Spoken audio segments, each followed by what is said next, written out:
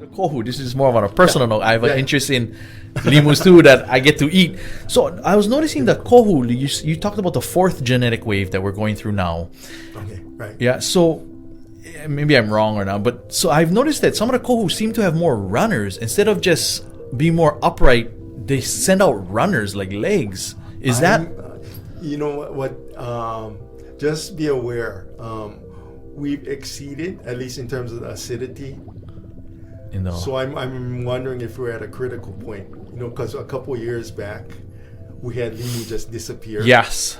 Yeah, and we don't know why it happened. But now we're getting limu coming back again. Slowly.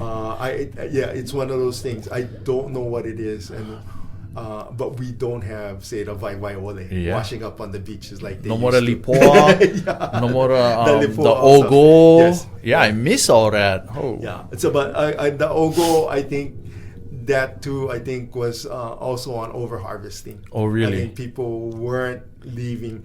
What it is, they overpicked the grounds. Yeah. They never took care, and they just kept picking and picking until it just disappeared. All behind St. St. There's Teresa. a certain point, you know.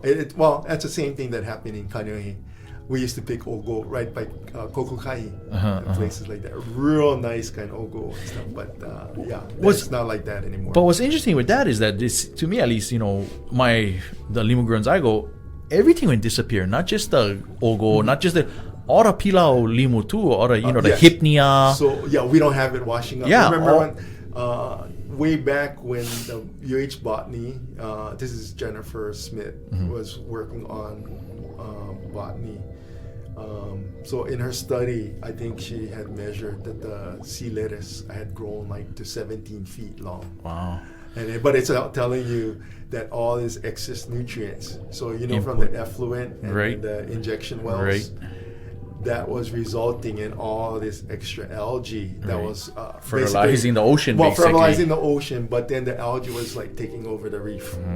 Just the excess fertilizer on the reef. Yeah. And then so now it's like totally clear. Yeah. Like devoid. And then so now we're seeing less, but it was sort of concerning because you really did not have any limu washing up. Right. Very little. I mean, it could be like even the hypnia wouldn't wash up. Right. Yeah. So, I mean, it could be. We talk about shifting. We talk about shifting baselines. I mean, technically, we've always seen so much limu, but maybe that was the abnormal, and now we're seeing the normal.